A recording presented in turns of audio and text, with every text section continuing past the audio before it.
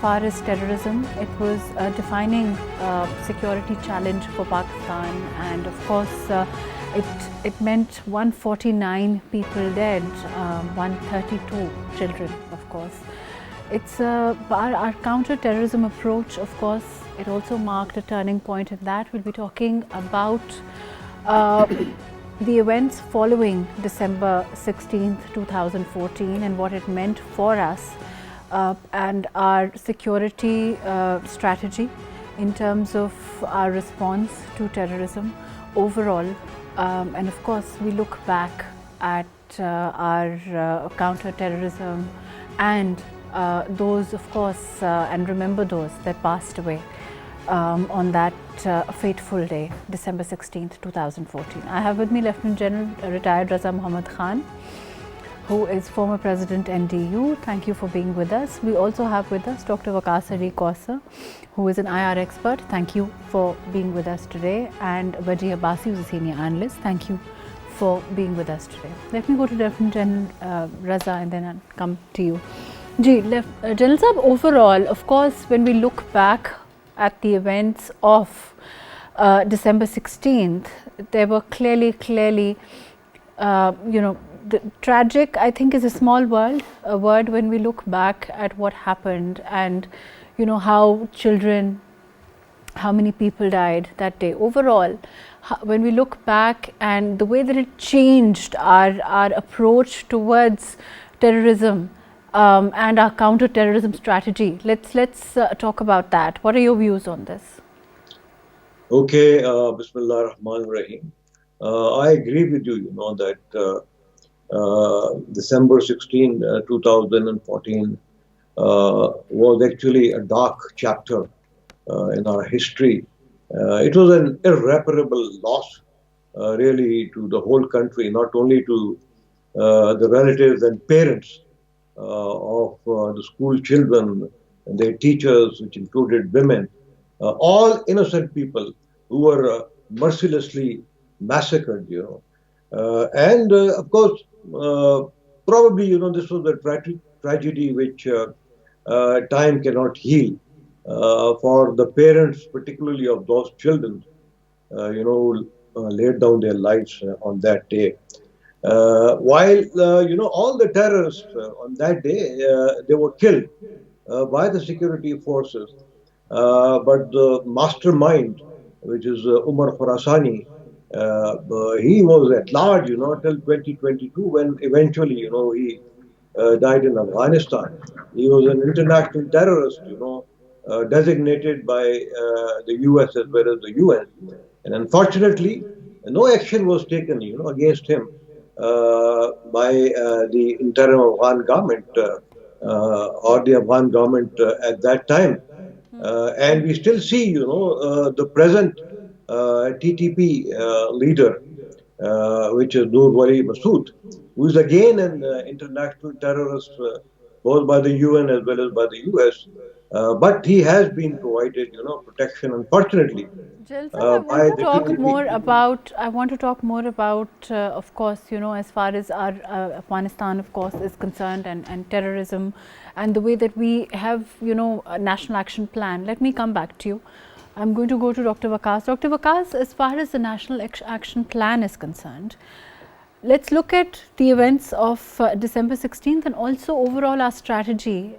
Where do you think, we can work on? And what areas do you think that we've really, because we made huge headway, there's no denying that. Let's talk about that. Thank you, first of all, for having me on your show. I would say before National Action Plan, if you see that we had National NISP 2014 to 18, but when this very tragic and one of the unprecedented event of our history happened, the next reaction was we came up with National Action Plan. Of course, part of it includes both kinetic and non-kinetic measures to counter that. And we, of course, if you see over the period of time after National Action Plan, we came up with another National Internal Security Policy of 14 and 18, and then 18 to 22, and then we have 22 to 26 now recently. all these policies and measures of course are gradual incremental approach to improve, because the challenge of terrorism and the menace, if you see across the country, it was spread, and it has a lot, it challenged not only the one aspect of the security aspect, but across the board it has challenged the society. If you see, we had lot of terrorist attacks on almost civilian and military installations every second day then.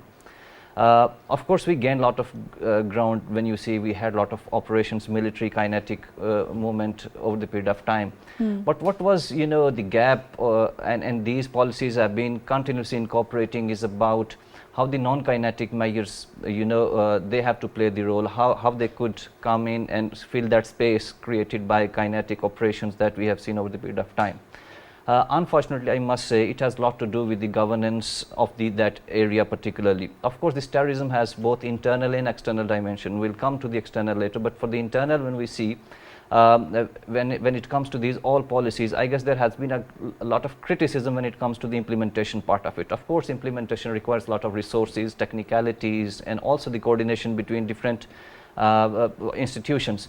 That has been, I guess, that came under a lot of criticism, and people have been asking that, see, particularly when you have such sort of tremendous problem, you need a lot of political will as well, and of course the consensus, all that. We've also so seen across the board, whether we, let me include Wajih Abbasi Sahab also in this discussion. Wajih Sahab, we've also seen across the board, when we talk about political will, there's clearly no compromise on terrorism, and we know that, it's when Pakistan bleeds, everyone bleeds, and we've seen the kind of political will that we've seen in successive governments. Also, as far as coordination between provinces and the centre is concerned, how do you look at that? I mean, if we start with coordination between centre and provinces, you see, we are basically in before 2015 or 2012, the most of the terrorist actions were taking place all over the country. We were hit in Islamabad, there were terrorist incidents in Karachi, Lahore, and all parts of the country. But after especially 2015's and 2014's attacks and this National Action Plan, the terrorists have been beaten back. They were beaten back from Punjab, from Sindh, from KP, and most of the areas were cleared. After that, probably we lost some sort of orientation, some sort of focus on the anti-terrorist plans. Somewhere after, last 3-4 years. And but Wajih Sahab, when we look at Balochistan and we look at KP, of course, these are areas that are more challenging. Yes. Overall. Yeah. We've also seen, as far as government is concerned, we, the centre and the province at this time. Of course, there's a different government, a different party-led government in KP at this time. So there have been challenges, one has to say, with regard to those things also, right? Yeah, of course. We just, we shouldn't be mentioning that, but look, when the terrorist attack on this particular APS school building attack took place in 2014, yes. The provincial government was more focused on its dharna here in Islamabad than governing the province. And just before or after that, this Bannu jailbreak incident also took place. That was also a very major terrorist incident.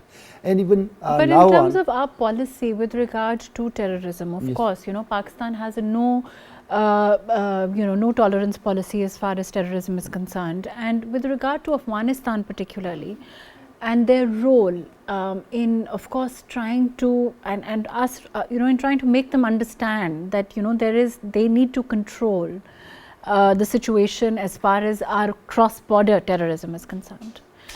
That is also something that, of course, has been problematic. That's missing.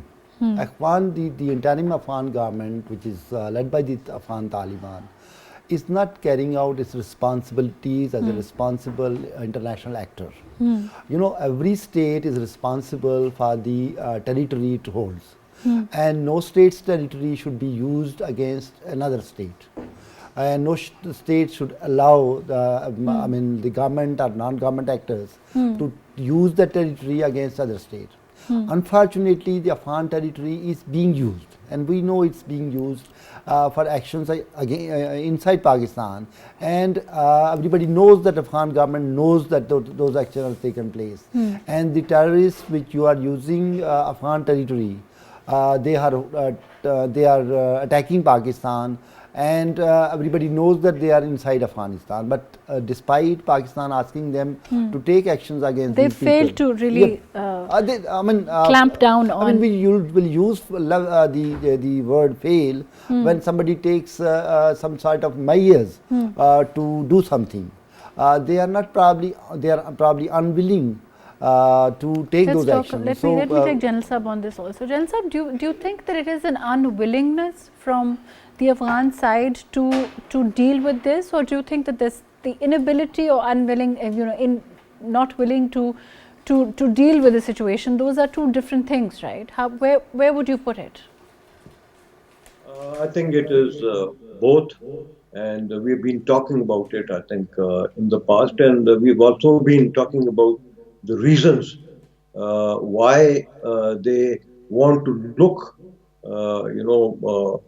incapable of providing, time and again the opportunity to international terrorists to attack outside Afghanistan, particularly in Pakistan, because they have actually sworn allegiance to them, the TTP, the BLA, and many others, ISIS, also some factions, and they are squatting very comfortably there, and they are happy with that, which is very unfortunate. But I'd like to come back, to talk about what are the lessons that we have learned, from that big tragedy 20 years hence.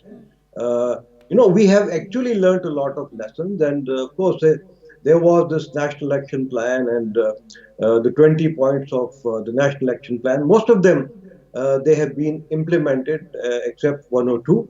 And I think the government is quite committed to take care of them as well.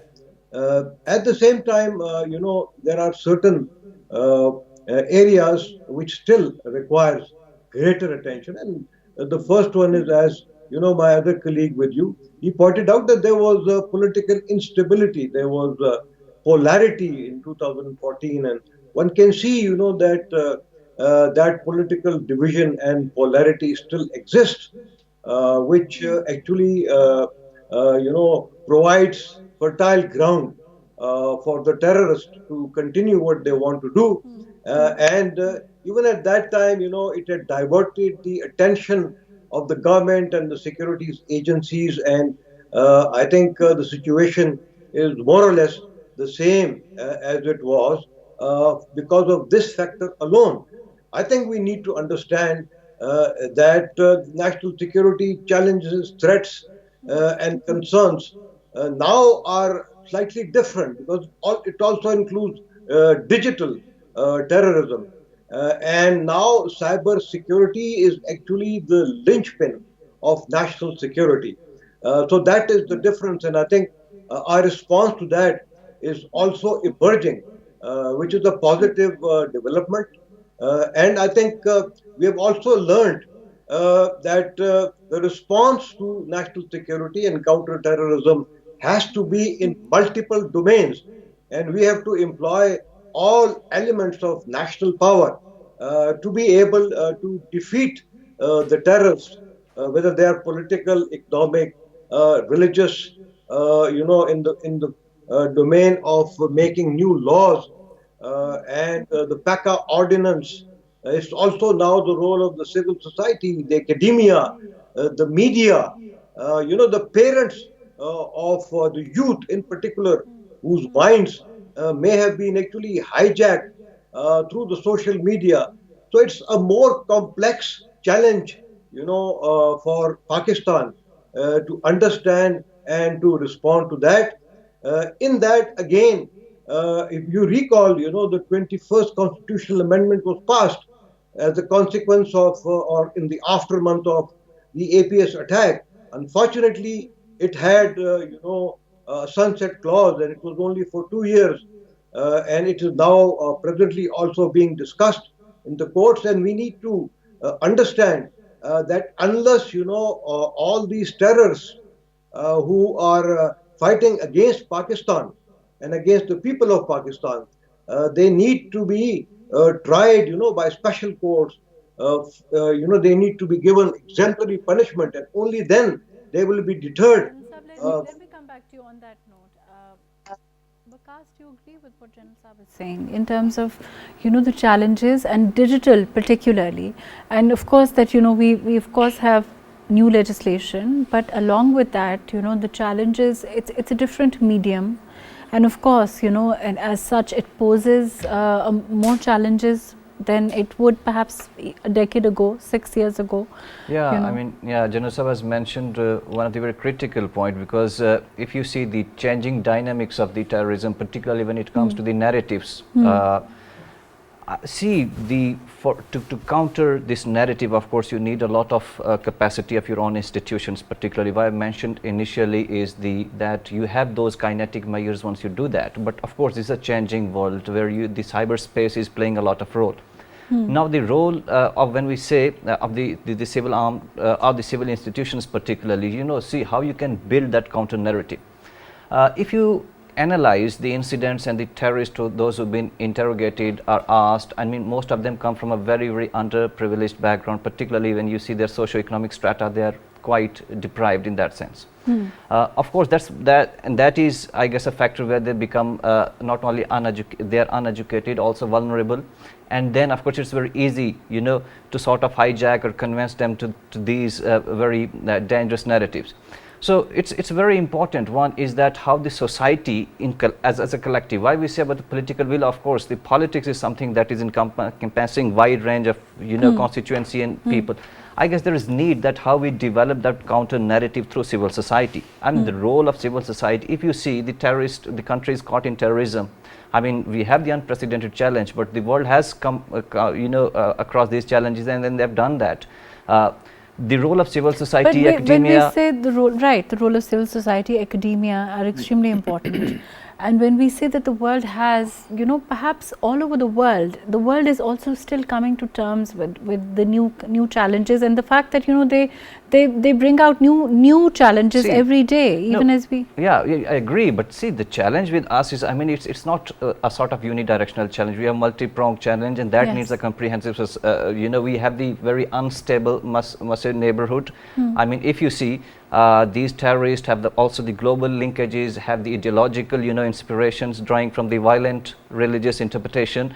And I guess that's why I say this challenge is unprecedented to us, because it's not only internal, but it has a great motivation externally as well. And of course, that's not in our control particularly.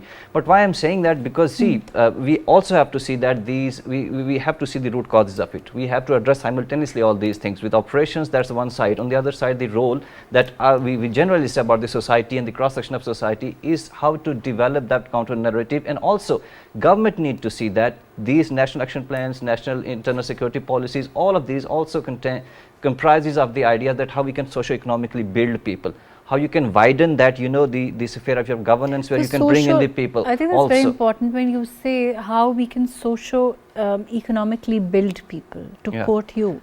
Wajih Saab, but that of course is something that, will is one thing, when even if you have, and I believe that, when right now we see across the board political will.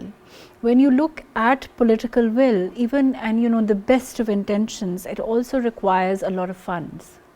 When we talk about bringing people in the mainstream, when we talk about dealing with socio-economic challenges like Dr. Waqas talks about, then how does a third world country deal with it, like Pakistan? As far as the resources are concerned,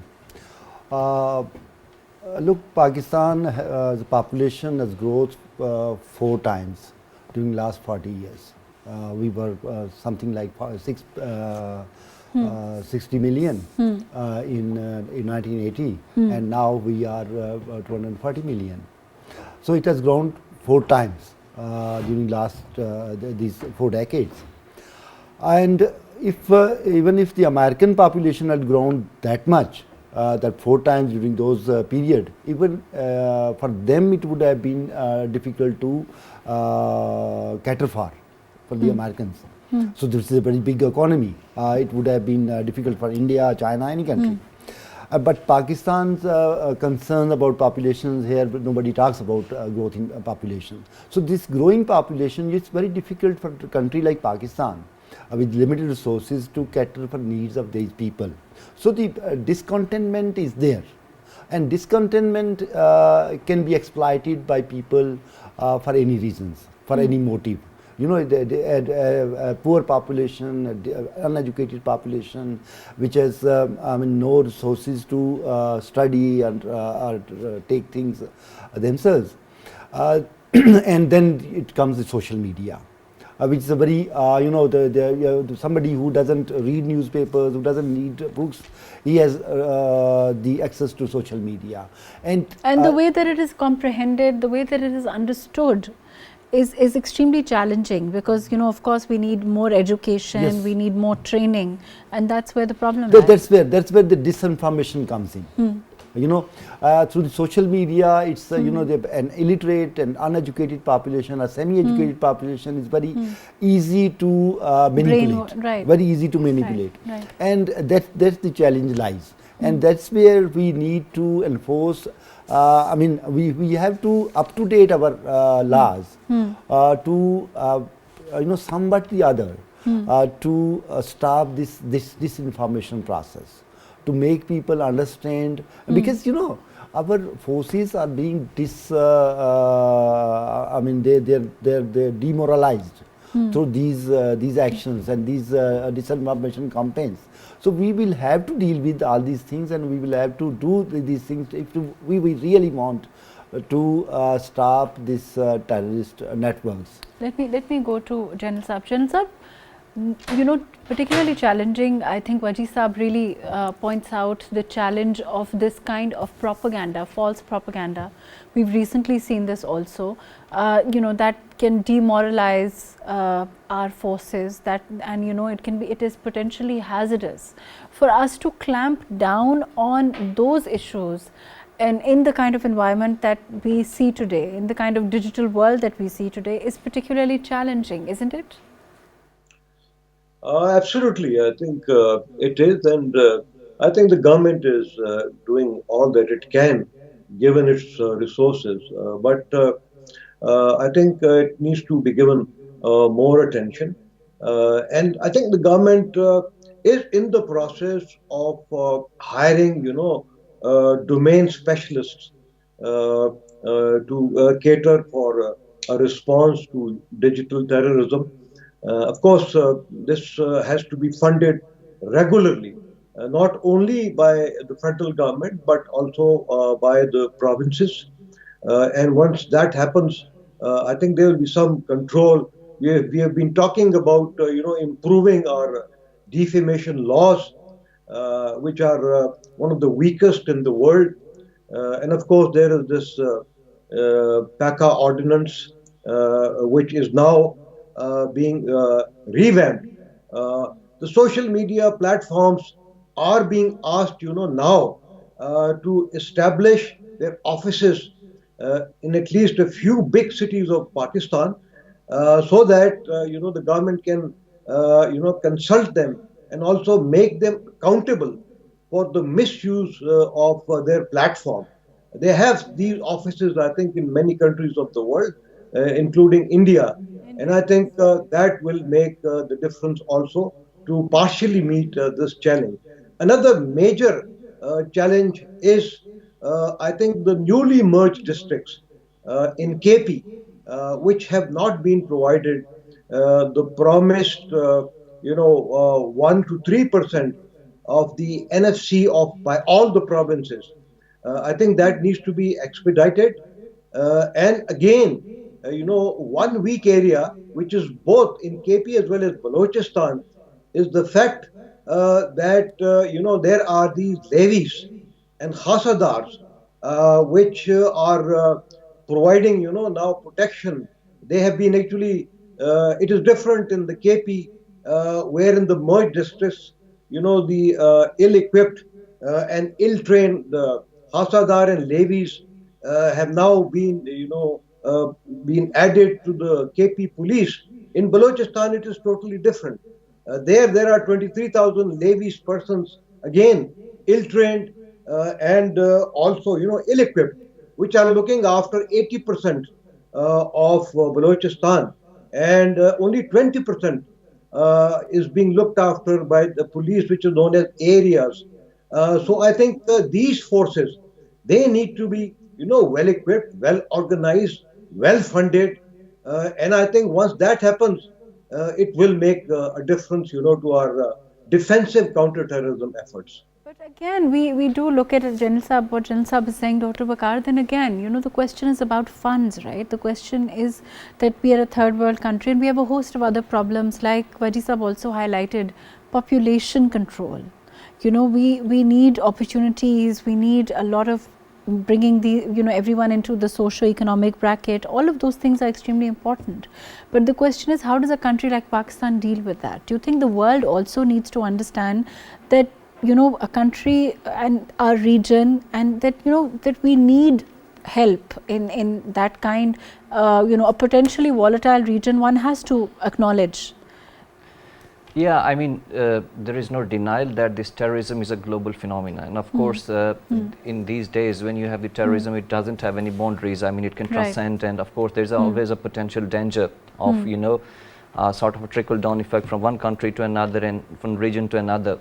And Pakistan's, history, if you see, Pakistan's people, particularly nation, if you see, have laid a lot of sacrifices against the terrorism. And this terrorism, of course, has a global agenda. And that we need to understand that this global agenda, of course, requires a global effort to counter this challenge. But on the other side, I guess there are few things we need to see. I guess we also having that paucity of resources.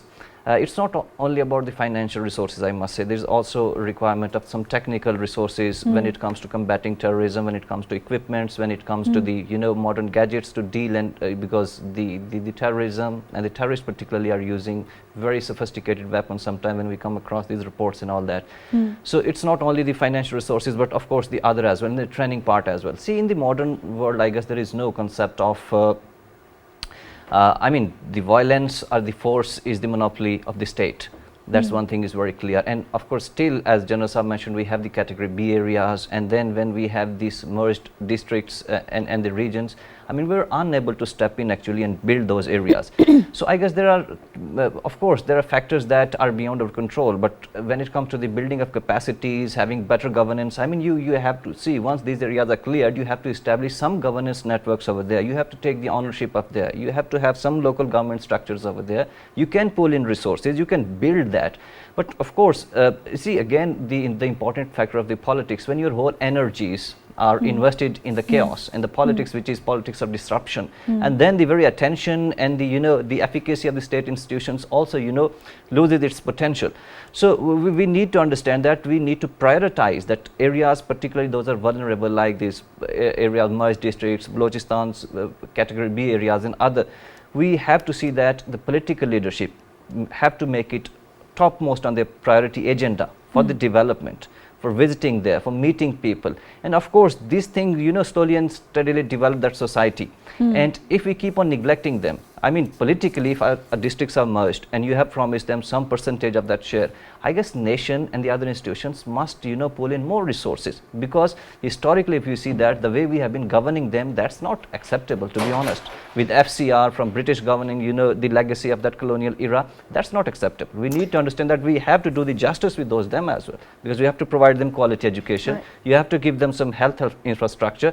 And of course, these societies, it's a long process. It will take time.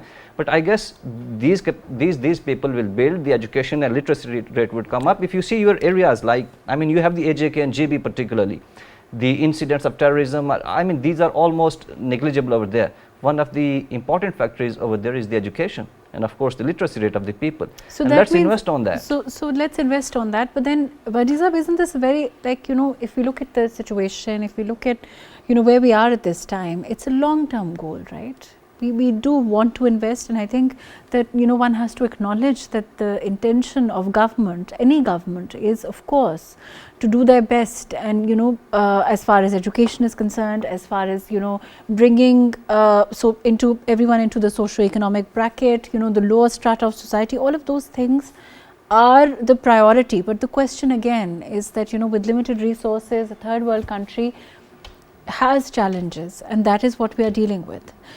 I want to also talk about Afghanistan before we move on. As far as Afghanistan is concerned, again, it's their reluctance to act against those that perpetrate terror in from their country, as far as the Afghan government is concerned. Do you think that now, as far as, of course, a year ago, we've also, we've changed our policy also.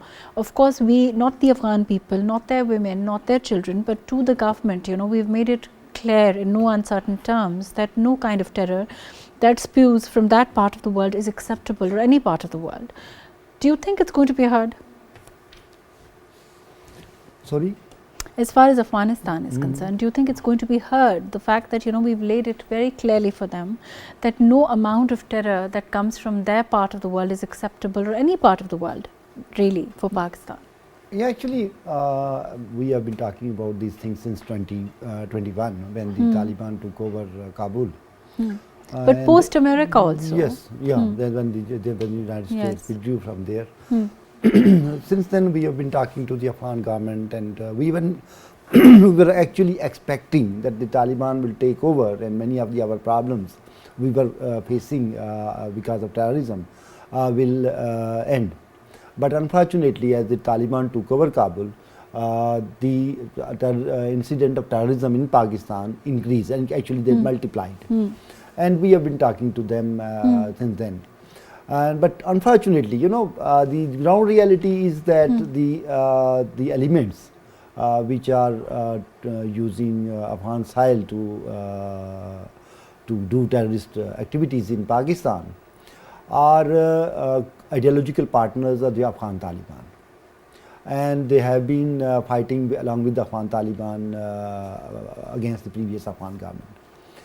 And so, and they, after the capture of Kabul by the Taliban, they were, before that many of these people were in jails, and they were freed from there, and the weapons which were left over by the American forces, or which were the weapons given by the American forces to the Afghan National Army, these weapons are now available with these elements who are doing terrorism in Pakistan. So that has created a lot of problems. Unfortunately, I mean, I don't think that this Afghan Taliban government is going to easily listen to us. We will have to put international pressure by Pakistani government has been putting pressure, but it's China, the United States, Iran, and Central Asian governments who are and Russia, which have been part of all this process. They should also put pressure on Afghanistan, because instability in Pakistan. It means stability for the region, for the whole region. Yeah, exactly. And one country will suffer, and the other countries will suffer also. So we should, I mean, all these countries should be able to do their bit as far as. Let me go to Jan Sahab on this. Jan Sahab, I think Wajih Sahab talks about a very important point when he says that we need, of course, cooperation by our allied countries around us also, those that support us, to also do their bit with regard to the kind of terrorism that comes, cross-border terrorism. Do you think that we've had that kind of help, we've had that kind of commitment, and that kind of input that can make a difference to us? Yes, I think I agree with that proposal, and I think the government is very seriously looking at a regional approach where we could have a joint counter-terrorism strategy with not only China but all others who have stakes in Pakistan. And I'm talking now of Saudi Arabia, UAE, Qatar, even Iran, because we are facing similar threats. And these threats are also after our economic development, whether it is CPEC related or RICODIC related, or whether it is the building of dams. So they want to actually slow our economic development, which is very clearly understood by the government. And I think all these countries put together, first of all, they need to provide, very clear incentives and disincentives in terms of, economic as well as political and diplomatic measures. Uh, and these should be very, very clear, including, deadlines and, goals from them. And unless, they respond to this positively, I think all these countries should collectively back off a little and see how it works on them. At the same time, I think our strategy, we have a defensive component. I've been talking about it earlier. We have to have a deterrence component as well. And when I talk about that, it means that, all the safe havens inside Afghanistan, whether, they are in control of the government or not, whether they are built by and run by RAW or BLA or TTP or ISIS, according to UN resolutions, they are genuine targets to be taken out. Of course, this is a political decision, and the dossiers have already been provided, to the international community, to India, and to Afghanistan, and those dossiers alone would give legitimacy to Pakistani response if it is trans-frontier. And I think that needs to be very clearly understood by not only Afghanistan, but also India. And as a last resort, I think if the government of Pakistan undertakes such a response, I think that would be appropriate as well. General Sahab, what about, the US and, the role that do you think that, if we talk about organizations like the UN also, both, your opinion on whether they will take an interest? I mean, historically, I don't think that they have played their role. Would you agree with that? Yes, I totally agree. And I think it is in the US Security Council, every year it meets and it talks of dozens of terrorists, organization in Afghanistan, and some of them are international terrorists, and they are, supported by other countries like India for obvious reasons. Unfortunately, they are not taking the kind of actions expected from them, whether it is the UN Security Council or the United States. I think they need to help and assist the government of Pakistan, particularly in improving the counter-terrorism capacity of the law enforcement agencies, particularly in KP as well as in Balochistan, by way of providing them, counter to the weapons and equipment which they had left there, NATO weapons and equipment in Afghanistan. It is their obligation now, to be a partner with Pakistan in beating the terrorism that is emanating from Afghanistan and which is destabilizing Pakistan, not only Pakistan, but the entire South Asian region. In terms of the change after, I know that, we're running out of time, but my last question overall, in terms of, the change in the US, do you think it's going to, after the elections, do you think that perhaps we will see, do you think it's going to be positive for us as a, in the region with regard to security, with regard to a positive role the US can play, or you think that, we will see perhaps, a further of the same kind of policy, perhaps become more harsher? If this question is to me, then I would respond that I think we should not expect much from the United States. And we have to do whatever we want to do by ourselves and with all those countries, which have economic stakes, political stakes and stability stakes inside Pakistan. And I think the government knows that, and I think we should continue to work on those lines. At the same time, I think we need to bring it once again to the new government in the United States that whatever is happening in Afghanistan could actually also hurt their national security interest. But do you And think, therefore, General, as I they said earlier, acknowledge, do you think that the US acknowledges their own role as far as Afghanistan is concerned? You know, the way they left, the state that they left Afghanistan in, and you know, that itself, I mean, the way they need to take some responsibility. Of course, we haven't seen that happen also.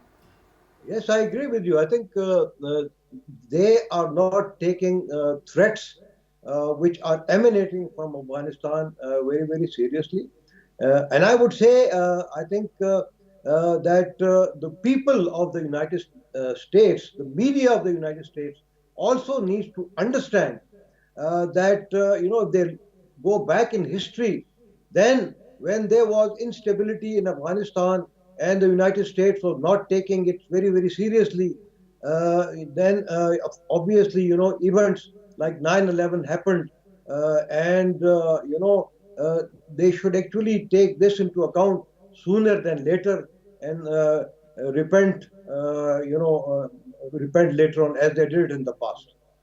Right. Thank you so much for being with us. Thank you for joining us. Lieutenant General Raza Muhammad Khan, thank you for being with us. Dr. Waqas Ali Kausar, thank you for joining us today. Wajih Abbasi Saab, thank you for your time.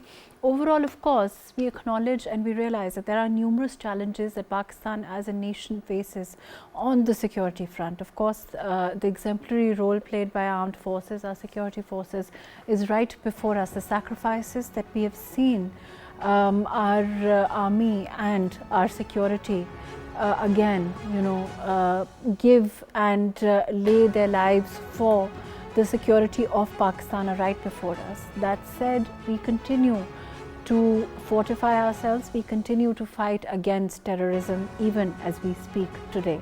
Thank you so much for joining us today on Perspective.